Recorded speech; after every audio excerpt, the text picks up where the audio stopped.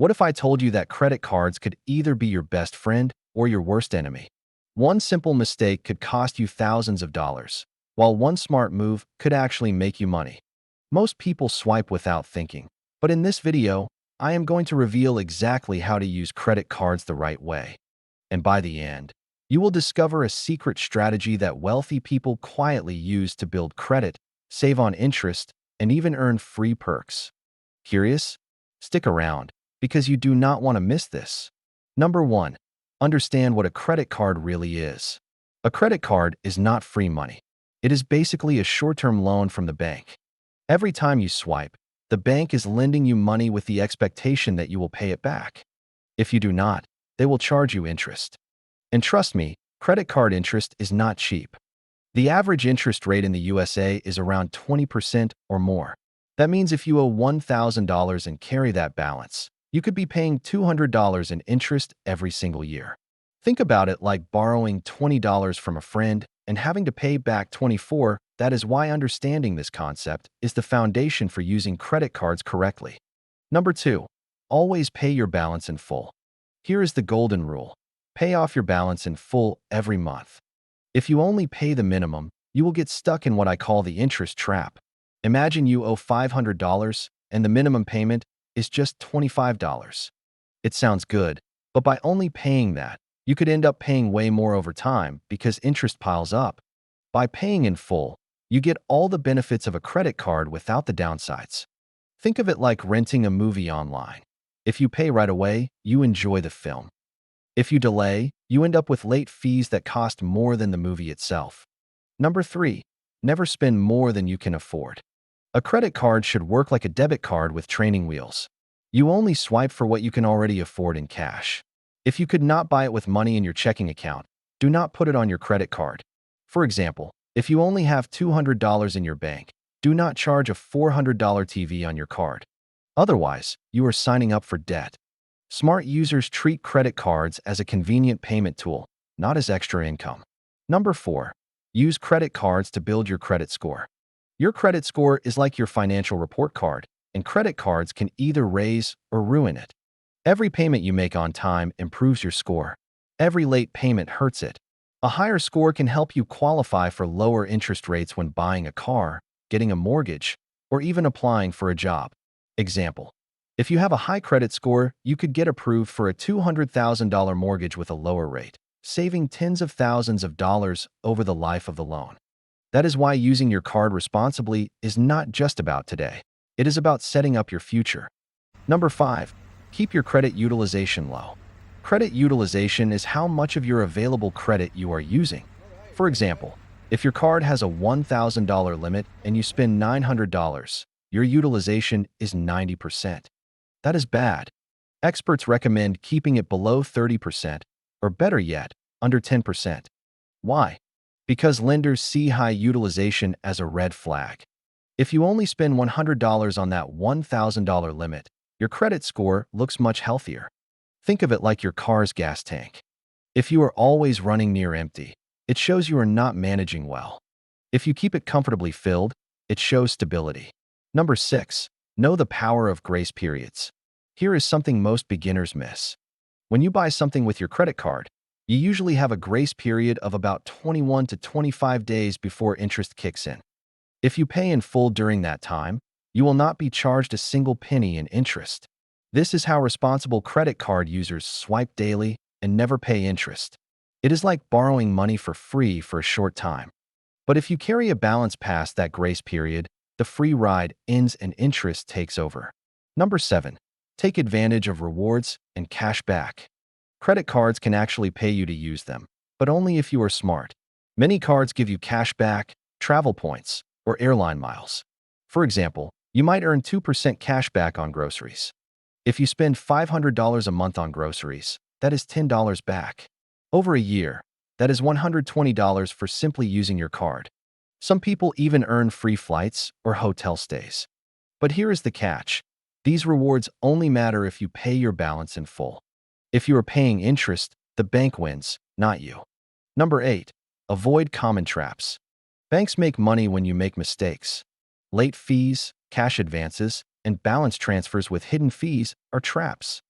For example, if you use your card to withdraw cash from an ATM, you could be hit with a cash advance fee plus instant interest with no grace period.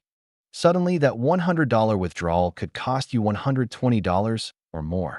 Always read the fine print, and when in doubt, use your credit card only for purchases, not for cash. Number 9. Protect yourself from fraud. One huge benefit of credit cards is fraud protection. If someone steals your debit card, they can empty your bank account. With a credit card, you can dispute charges and often pay nothing for fraud. Imagine you spot a $300 charge for plane tickets you did not buy. With a debit card, it could take weeks to get that money back. With a credit card, the bank usually cancels it right away. That is why many people prefer to use credit cards for online shopping. Number 10. Use credit cards to track spending. Most credit cards come with monthly statements and apps that categorize your spending. This can be a powerful budgeting tool. For example, you might think you spend $200 on restaurants per month, but your statement shows $500. That insight can help you adjust your habits. Think of your credit card as a mirror that shows exactly where your money is going. Number 11. Upgrade your limit carefully. Banks often raise your credit limit over time. This can be good if it lowers your utilization ratio. For example, going from a $1,000 limit to a $3,000 limit means your $500 spending now looks like only 17% utilization instead of 50%. But be careful. A higher limit is not an invitation to spend more. It is a tool to improve your score and give you flexibility, not an excuse to buy that expensive gadget you cannot really afford. Number 12. Credit cards can act as emergency backups. Life is unpredictable. Your car might break down, or you might need to pay for an urgent repair.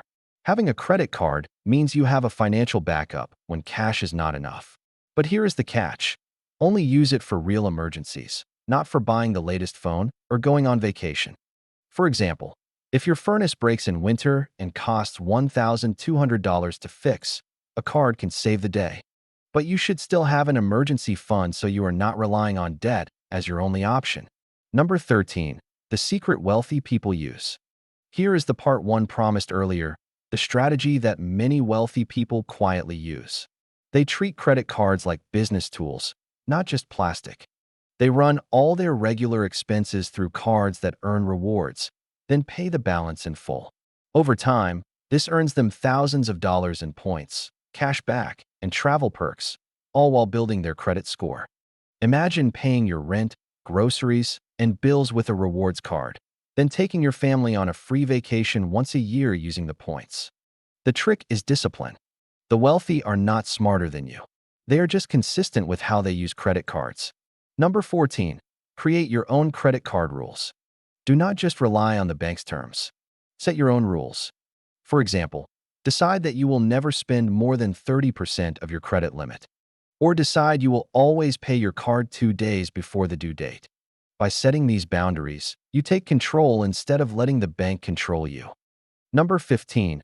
Understand interest compounding. One of the sneakiest things about credit card debt is compounding interest. If you carry a balance, interest is added not just to what you originally borrowed, but also to the new interest that gets added every month. For example, if you owe $1,000 and do not pay it off, that balance can balloon into thousands over a few years because of compounding. This is why people feel like they are drowning in debt even when they stop using the card. Number 16. Set up automatic payments. Life gets busy and it is easy to forget a due date. A simple way to avoid late fees and credit score damage is to set up automatic payments from your bank account. Even scheduling the minimum amount can save you from late penalties, though paying in full is always best. Think of it like having a safety net so you never miss a step. Number 17. Be strategic about which card you use. If you have more than one credit card, do not just grab whichever is in your wallet. Some cards offer better rewards for groceries, while others are stronger for travel or gas. By matching the right card to the right purchase, you maximize benefits. For example, using a 3% cashback card on groceries instead of a flat 1% card could put extra money back in your pocket every month. Number 18. Watch out for annual fees. Some credit cards come with annual fees, and while the perks may be worth it for frequent travelers or big spenders, many beginners waste money here. If your rewards do not outweigh the fee, you are essentially paying the bank for nothing. For instance, if a card charges a $95 annual fee, but you only earn $40 in rewards, you are losing money. Always do the math before signing up. Number 19. Know how balance transfers work. Some credit cards let you transfer debt from another card at a lower interest rate for a limited time. This can help you pay off debt faster, but there are usually fees and strict time limits. If you do not pay the balance before the promotional period ends, you could face even higher interest than before.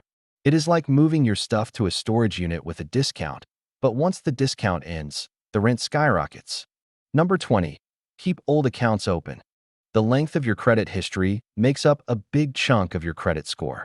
Closing an old card can shorten your history and hurt your score.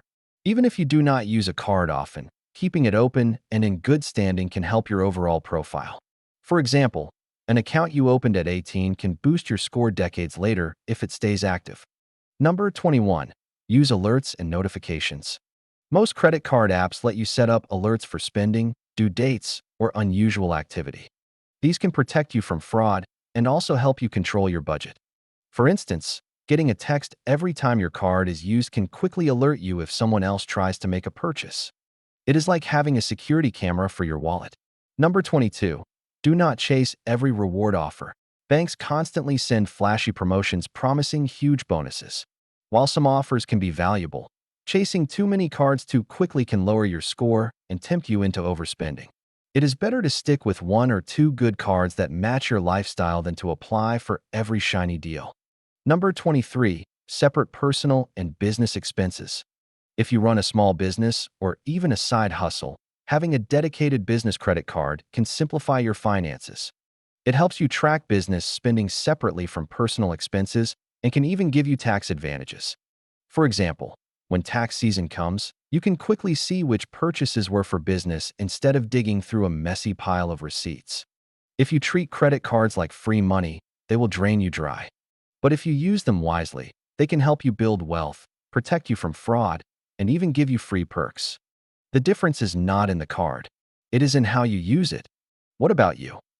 Do you see credit cards as a trap or as a tool to get ahead financially?